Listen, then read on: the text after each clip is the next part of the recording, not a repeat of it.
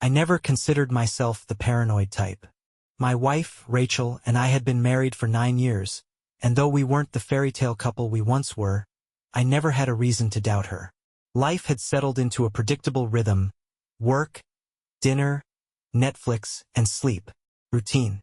Comfortable. Safe. That changed 2 weeks ago. It started when I was reorganizing my home office. I work in IT security, mostly setting up systems for small businesses, so I'm pretty familiar with surveillance tech. While sorting through a drawer of old gadgets, I came across a small, high-quality hidden camera. It was one of those tiny motion-activated ones, the kind you tuck into a bookshelf or mount discreetly in a corner. I vaguely remembered ordering it for a project that never happened. Out of sheer curiosity, I booted it up. There were files. Lots of files. I clicked on the most recent one. The timestamp was just 3 days ago. I expected to see maybe some footage of me working at my desk or our cat, Loki, knocking something over. Instead, the angle was all wrong. I frowned, adjusting the playback speed. The camera had been placed somewhere high, aimed downward. Not my office. Not the hallway. Our bedroom. That didn't make sense. I never set up a camera in our bedroom. I would have remembered. The footage started off normal enough, just an empty bed. The soft hum of the ceiling fan. The glow of the alarm clock. Then the frame shifted. Rachel walked into view. Alone. I exhaled, my pulse slowing. Maybe I had installed this at some point and completely forgotten. Maybe this was a security measure I'd set up when I was traveling for work.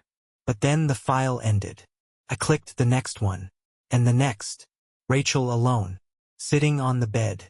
Sometimes just lying there scrolling on her phone. Sometimes getting dressed after a shower. Nothing out of the ordinary. But the footage wasn't consistent. There were gaps. Hours missing. I checked the timestamps more carefully. The files were automatically overwritten every few days, but each night had several hours unaccounted for. The camera only activated when motion was detected, so if she had been in bed all night, there should have been footage. There wasn't. Something didn't add up. I knew I was being crazy, had to be, but I couldn't shake the feeling that something was off. So I did what any tech guy would do. I set up another camera. Not in plain sight, though. This time, I hid it well. Inside an old air purifier that had been sitting and used in the corner of the bedroom for months. I made sure it had a full memory card and a backup battery. I checked the motion sensitivity settings, ensuring it would capture everything. And then I waited. For 2 nights, nothing happened. Then, on the 3rd night, I hit play, and my whole world imploded. I sat there, staring at the screen, my brain refusing to process what I was seeing. At first, the footage looked normal. Rachel in bed, scrolling through her phone. She set it down, turned off the bedside lamp, and rolled over. Everything seemed ordinary. Then, around 12:47 a.m., something changed. She sat up. Not groggy, not stretching, just sat up, as if she had been waiting. Then she checked her phone. A few seconds passed, and then, she got out of bed. I leaned forward, gripping the desk so hard my knuckles turned white. Rachel walked to the bedroom door.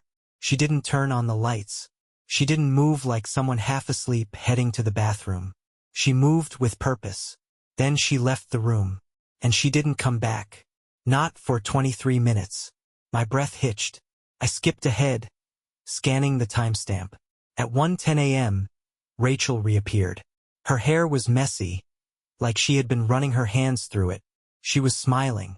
I felt sick. She climbed back into bed, rolled onto her side, and exhaled a deep, contented sigh. And then she fell asleep, like nothing happened. I stared at the screen, my pulse pounding in my ears. Where the hell had she gone? I needed answers. So I checked the house cameras. We had security cams set up around the house. One in the hallway, one by the front door, one in the backyard. Nothing crazy, just standard home security stuff. I clicked on the hallway camera feed from that same night. There she was. At 12:50 a.m., Rachel walked past our kids' rooms and headed downstairs. She wasn't checking on them. She never even glanced at their doors. At 12:52 a.m., she entered the living room. And then, she disappeared. The motion-activated camera didn't pick her up again. I checked the front door cam. Nothing. The backyard cam. Nothing. It was like she had vanished into thin air. I rewound and slowed down the footage. And then I saw it. A shadow. Not hers. It flickered near the kitchen entrance. A shape, a figure moving just out of frame. Someone was in my house. And Rachel had gone straight to them. My hands were shaking as I checked the backyard camera again. This time I brightened the image and adjusted the contrast. And then I saw it. Movement. At 1:05 a.m., the backyard gate opened just slightly. Just enough for someone to slip out. Someone had been inside. And Rachel had let them in. I sat back, my stomach twisting into knots. My wife, my Rachel, was sneaking downstairs in the middle of the night, meeting someone, letting them into our house, into our home, into our bed. I clenched my jaw so tight it hurt. This wasn't just cheating. This was something else. And I was gonna find out who the hell was sneaking into my house at 1 a.m. I barely slept that night. Every time I closed my eyes, my mind replayed the footage in a relentless loop. Rachel sneaking downstairs, the shadow in the kitchen, the backyard gate creaking open. Who the hell was she meeting? At dawn, I made coffee and sat at the kitchen table, my laptop open in front of me. I had rewatched every second of that night's footage at least 10 times, trying to find something I missed.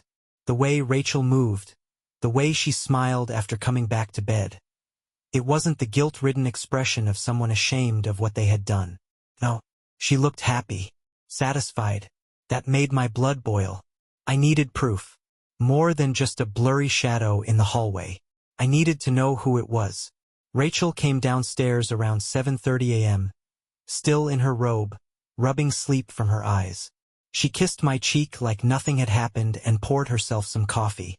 I watched her closely. "Sleep okay?" I asked, keeping my voice neutral. She smiled over her mug. Yeah, actually. Best sleep I've had in weeks." I nearly snapped the handle off my coffee cup. Best sleep she's had? After that? She had no idea I knew. Which meant I had the upper hand. I waited until she left for work before I started searching the house. The first thing I checked was the front door. No signs of forced entry. Whoever had been inside had either been let in, or had their own way in. The second thing I checked was the windows. All locked. Even the back door was still bolted shut when I examined it. So how did they get in? I sat down, staring at the backyard footage again. The gate opened at 1:05 a.m. But Rachel had disappeared from the living room feed at 12:52 a.m. Where was she for those missing 13 minutes? I tapped my fingers against the desk, my brain racing. There was only one part of the house I hadn't checked. The basement. I descended the wooden steps carefully. The basement wasn't anything special, just a half-finished space with storage shelves, old Christmas decorations, and a workout bench we never used. I flicked on the light. Everything looked normal, but something felt off. Then I saw it. The side door. It led out to the backyard, a separate entrance we never really used. I walked over and checked the lock. Unlocked. A slow chill crept up my spine. Rachel had let them in through here. I checked the floor. There were footprints, not just Rachel's but someone else's. A pair of faint, larger prints leading from the door toward the stairs. Whoever it was had been here before. I looked around, scanning the shelves. Then my eyes landed on something strange. The lockbox. It was a small metal box where we kept spare keys. One for my truck, one for Rachel's car, one for the house. But something was missing. The extra basement key. My breath came slow and heavy. Someone had taken it. Someone who had access to our house. And my wife had helped them. I clenched my fists. This wasn't just a one-time thing. This was planned. They had a system, and I was about to burn it to the ground. I paced the basement, my thoughts a hurricane of rage and confusion. Rachel had been sneaking someone into our house, through this door, using a key that had mysteriously gone missing. But who? I needed more than just footprints and missing keys. I needed a name. So I did what any suspicious husband with a tech background would do. I checked our Wi-Fi logs. Back upstairs, I pulled up the router's activity history. Every device that had connected to our home network was listed. My laptop, Rachel's phone, the kids' tablets. And then I saw it. A device I didn't recognize. It had connected at 12:54 a.m., just 2 minutes after Rachel disappeared from the living room camera. I clicked on the details. A newer iPhone model. One I didn't recognize. The MAC address was there, but that wouldn't help me without running a full trace. Instead, I copied the device's IP address and checked my network logs. That phone had connected to our Wi-Fi before, at least 6 times in the past 2 months.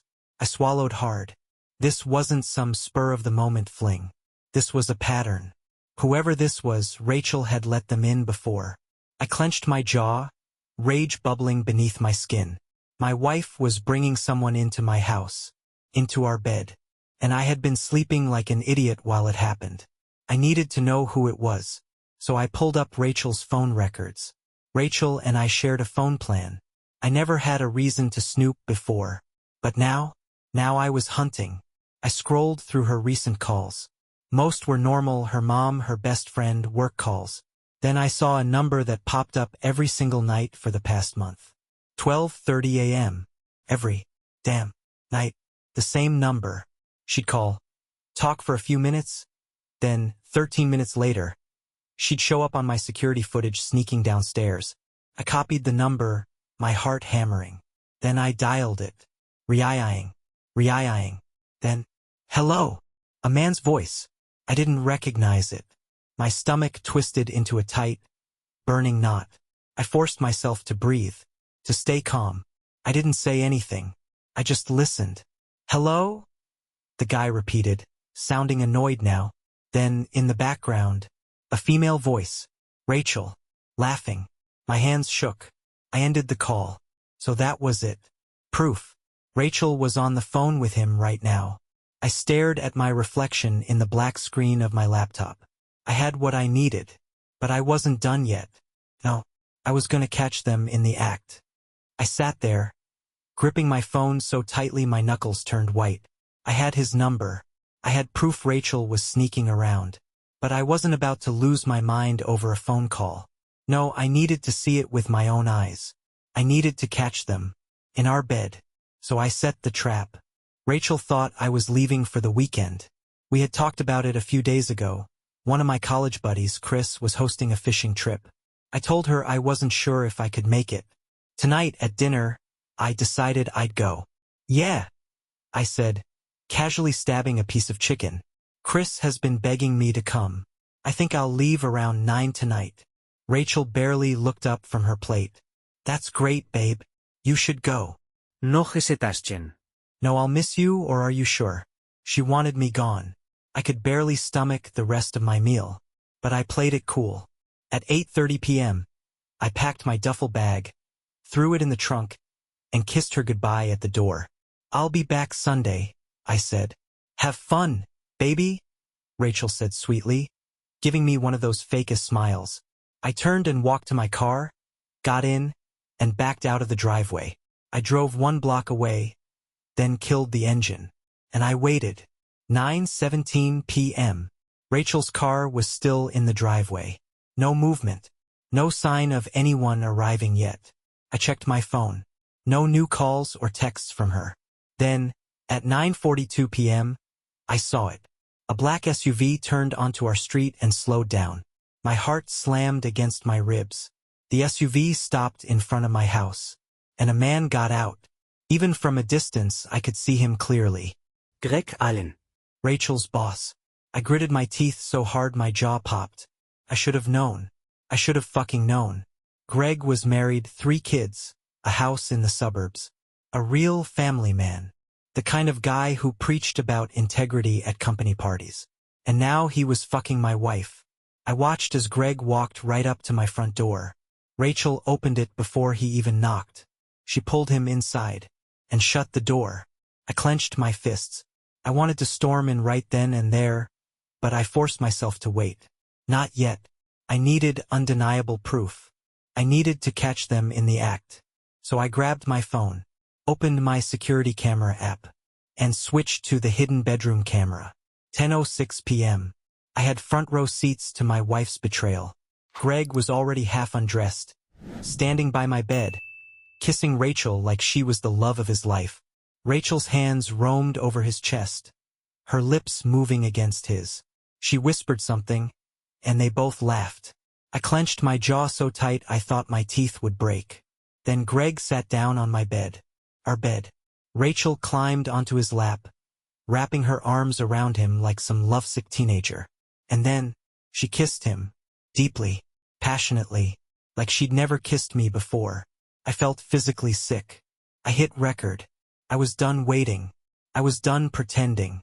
It was time for the grand fucking finale. I slipped out of my car and walked toward the house. The front door was unlocked. Of course it was. She didn't think she needed to lock it. Her husband was out of town. Right? I stepped inside. The house was dark, except for the soft glow coming from our bedroom. I took my time, walking, breathing, letting the rage build. And then, when I was right outside the bedroom door, I kicked it open. The bedroom door slammed open so hard it bounced off the wall. Rachel and Greg froze. For half a second, the room was dead silent, except for the sound of my own breathing, heavy and controlled. Rachel was straddling him. Her hands were on his shoulders. His were gripping her thighs. They were mid-movement, caught in the act like a couple of horny teenagers. It took them a second to process what had just happened. And then, holy shit, Greg yelped, shoving Rachel off his lap so fast she almost fell off the bed. Rachel scrambled, yanking the sheets up to cover herself. Her face had completely drained of color. "Bobby," she started. I held up my phone, the screen still displaying the live feed from the hidden camera. "Save it," I said, my voice deathly calm. I already saw everything. Rachel's mouth snapped shut. Greg, the piece of shit, was scrambling for his clothes, tripping over his own pants as he tried to stand. "Listen, man. I can explain." "Oh, please." I cut him off. "The only thing I want from you is to shut the fuck up and keep your hands where I can see them." His mouth opened and closed like a fish. He obeyed, his hands hovering in the air. Rachel, meanwhile, looked like she was about to pass out. "Bobby, please, I can explain." "Oh, you will," I said. "But first." I walked over to the closet, pulled out Greg's pants, and dug through the pockets. And there it was, his wallet. I flipped it open, pulled out his driver's license, and grinned. Then I turned and walked toward the bedroom window. What are you doing?" Greg stammered. I slid the window wide open and, without breaking eye contact, I hurled his wallet into the night. It landed somewhere in the bushes outside. "What the fuck?" Greg yelled. I smirked. "Well, you're gonna have to go find that, buddy." Greg panicked. He scrambled out of bed, shirtless and barefoot, and bolted for the door. But I wasn't done yet. As he ran past me, I stuck out my foot and tripped his ass. Greg went flying. He hit the hallway floor with a loud thud, groaned, then scrambled to his feet like his life depended on it. I followed him slowly, watching as he stumbled down the stairs. Rachel ran after me, gripping my arm. "Bobby, stop, please," she begged. "I'm sorry, I messed up." I yanked my arm away. "Messed up," I repeated, laughing bitterly. "A mistake is forgetting to pay the electric bill. This is betrayal." Rachel burst into tears. "Good." Greg reached the front door, but when he grabbed the handle, he froze. "Oh yeah," I said casually. "Forgot to mention, I slashed your tires." His head whipped around, horrified. "You what?" I shrugged. "Gotta make sure you don't try to sneak off before your wife gets here." His face drained of color. Rachel's sobs stopped. "Wait, what?" she whispered. I pulled my phone out of my pocket and turned the screen toward them. "See," I said, grinning. "While you two were busy fucking in our bed, I was sending a nice little video package to Greg's wife." Rachel's jaw dropped. Greg looked like he was about to puke. "She should be here any minute," I added, glancing at my watch. "Oh, and if she brings a gun? That's your problem, not mine." Greg made a choked sound and bolted out the door, running shirtless down the street like a man on fire. Rachel collapsed onto the floor, sobbing into her hands. I stared at her, completely numb. I should have felt something: pain, anger, heartbreak. But all I felt was relief, because now I was finally free. Rachel was still on the floor, sobbing, as Greg disappeared into the night like the coward he was. The house was silent, except for her ragged breathing. I stood there, staring down at the woman I had once loved, now nothing more than a pathetic mess at my feet. And I felt nothing. No sympathy. No regret. Just the cold, sharp edge of betrayal cutting through me like a knife. You want to explain now? I asked, my voice calm. Too calm. Rachel wiped her face with trembling hands. Bobby, I cut her off. Don't call me that. Her breath hitched. I had never told her that before. Good. Let her feel what I was feeling. She swallowed hard. I never wanted to hurt you. It just happened. I was lonely. You've been so distant lately, always working, always tired. I laughed. A cold, humorless sound. Oh, bullshit. I shook my head, pacing the room. You want to know what's funny, Rachel? I had a feeling something was off. But I trusted you. I thought, nah, she wouldn't do that to me. I turned to her, eyes burning. But you did. She sobbed harder. I love you. You don't get to say that. I roared, my temper finally snapping. You don't love me. You love the thrill. You love the secrecy. You love feeling desired by someone who isn't your husband. Rachel flinched like I had hit her. I wasn't done. You snuck this motherfucker into my house, into my bed, while I was out working my ass off to give you a good life. I scoffed. And you had the nerve to act like everything was fine. Like you were some devoted wife. Jesus Christ, Rachel, did you even feel bad? She shook her head violently. Yes, of course I did. But I didn't know how to stop. Oh, that's rich, I muttered, running a hand down my face. You didn't know how to stop? Here's a thought. You don't start in the first place. Rachel looked away, completely wrecked. I took a deep breath, regaining control. You're done, Rachel. We're done. You and Greg can have each other. I'm filing for divorce first thing in the morning. Her head snapped up. No. Bobby, please don't do this. We can fix this. I'll do anything. I shook my head. The only thing you can do for me now is get the fuck out.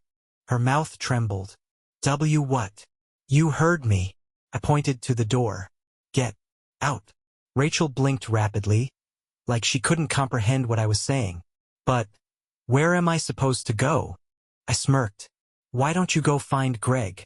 I'm sure his wife will have plenty to say when she gets done watching the video I sent her. Rachel let out a strangled sob. Oh my God. Oh, and speaking of which, I turned, grabbed my phone, and pulled up my contacts. Speakerphone. Dialing. No, Bobby, please. Rachel screamed, lunging for me. I sidestepped her easily, letting her collapse onto the bed. The same bed she had just defiled. Then the call connected. Hello. A female voice. Greg's wife. I grinned. Hey, Ashley. You might want to check your email. I just sent you something educational. There was a pause. Then, a blood-curdling scream. That son of a bitch. I could hear glass shattering in the background. Greg was about to have a very, very bad night. Rachel lost it. She grabbed my phone, threw it across the room, and then clawed at my chest like some rabid animal. You ruined my life, she shrieked. I grabbed her wrists and shoved her off me. No, sweetheart.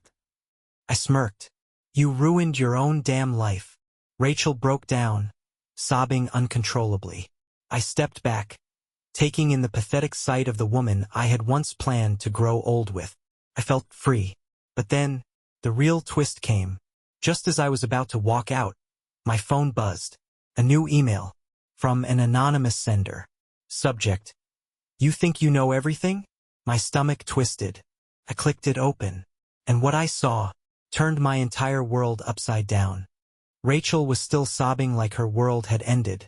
And in a way it had. But mine was just getting started. The email sat open on my screen, mocking me. You think you know everything? There was an attachment. My fingers hovered over the file. A video.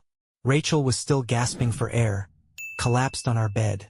No, her bed, because there was no way in hell I was ever sleeping in it again. Who sent that? She croaked, her voice raw. I ignored her. I took a deep breath. And then I hit play.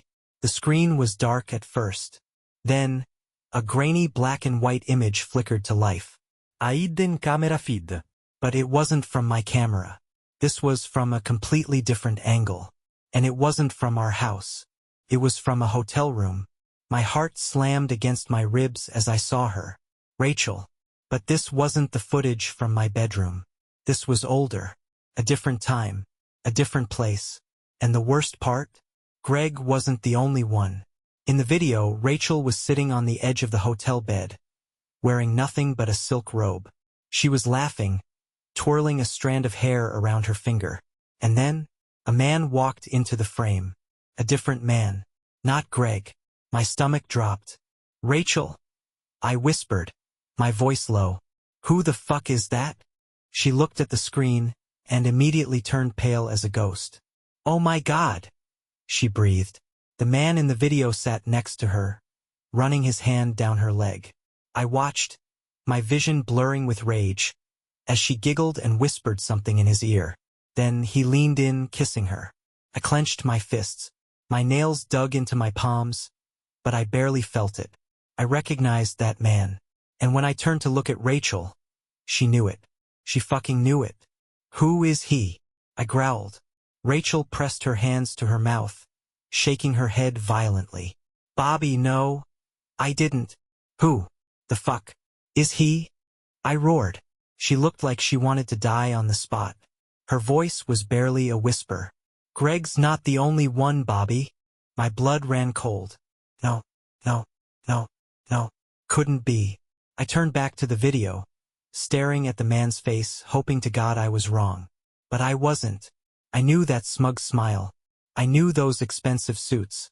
I knew that arrogant son of a bitch, because I had shaken his hand. I had trusted him, because that man was my boss. I lunged. I grabbed Rachel's arm and yanked her off the bed, making her stumble to the floor. How long? I roared. She was sobbing, her whole body trembling. Bobby, please. How long? Rachel. She squeezed her eyes shut, like she couldn't bear to say it. And then she did. 2 years. I went completely numb. 2 fucking years. 2 years of being a joke. Of kissing her, of holding her, of being her husband while she was sneaking around with my goddamn boss. Greg was one thing, but this was war. I backed away slowly, feeling like the walls were closing in. My hands were shaking. My mind was spinning. And then, I laughed. A low, bitter, insane laugh. Rachel's eyes widened in horror. Bobby, what are you? I smiled, because I had a plan. I was going to burn everything down. I was done. I wasn't going to argue. I wasn't going to scream. I was going to destroy her. Rachel sat on the floor, hugging her knees like a scared little girl, eyes swollen from crying. Too bad. The time for tears was over. I knew everything now. Greg, that was just the tip of the iceberg. She had been screwing my boss for 2 years. 2 years of lying to my face, of stealing my time, my love, my trust. And now, I was going to set fire to the whole goddamn house. Metaphorically speaking. For now. Step 1, the scorched earth policy. I grabbed my laptop, still recording, and pulled up Rachel's email. She had always been careless with passwords. I knew them all. One click. Another. And there it was. Proof. Emails between her and my boss, Michael Faber. Rachel, I can't wait to see you this weekend. Bobby is going on another work trip, so we'll have the whole place to ourselves. Michael, that idiot still doesn't suspect anything? Jesus, Raquel, you really married a moron. Oh, that's cute. I copied every email. Every disgusting, gut-wrenching, humiliating email. Then, I attached the video from the anonymous email. Rachel in the hotel, spreading her legs for my goddamn employer. Then, I did the one thing they never expected. I hit send. To who? Every fucking person in his company, board members, employees, his wife. Oh yeah, Michael Faber's wife was on that list too. I turned the laptop screen toward Rachel. Say goodbye to his job, babe. Rachel screamed. Bobby, no. I grinned. Oh, I'm just getting started. Step 2, the public execution. I grabbed my phone, dialed a number, speakerphone. Rachel freaked out. Bobby, who the fuck are you calling? Hey, Chris, I said casually, leaning against the wall. So, listen. You know how you always suspected Rachel was a lying, cheating sack of shit? Rachel's eyes went wide. Chris, my best friend, my loudmouthed, no-filter best friend, hesitated. Yeah, cool. Just wanted to confirm you were right. I pulled up the video, the one from the bedroom, the one of her and Greg rolling around in my goddamn sheets. Then I sent it to him. Chris's phone dinged. I heard silence. Then, holy fucking shit. I smirked. Do me a favor, Bunny. Bro, what the actual hell? Chris stammered. Send that video to everyone. Rachel lost her mind. Bobby, stop. Too late, I said, watching as Chris's laughter echoed through the phone. Dude, he wheezed. This is going on every group chat. Rachel lunged for me, clawing at my arms. Bobby, please, please, please. I shoved her off. You weren't crying when you were spreading your legs for my boss. I spat. You weren't begging then, were you? She crumpled to the floor, sobbing. Good. Let her drown in it. Step 3, the final blow. Rachel's life was over. But I wasn't done yet. I picked up my phone. I had one more call to make. Rachel watched, shaking her head. No, no, Bobby, don't. But I already hit dial. It rang twice before I heard a familiar, furious voice. Greg's wife. Ashley, I said smoothly. Did you like the video? Ashley was breathing fire. I already packed his shit. He doesn't have a house anymore. I smiled. Love it. Tell me where Rachel is. Ashley growled. I want to see her face when I ruin her. I turned to Rachel, who was shaking like a leaf. Then I turned back to the phone. She's right here, Ash, I said sweetly. Come on over. I'll leave the door unlocked. Rachel screamed. Rachel sat curled up on the floor, her breath coming in short, panicked gasps. Her makeup was smeared. Her hair was a mess. And for the first time since I had known her, she looked absolutely broken. Good, because I wasn't done yet. The second I ended the call with Ashley, I heard tires screeching outside. Showtime. I walked to the front door, Rachel scrambling behind me. Bobby, please. Don't let her in. Please, I'm begging you.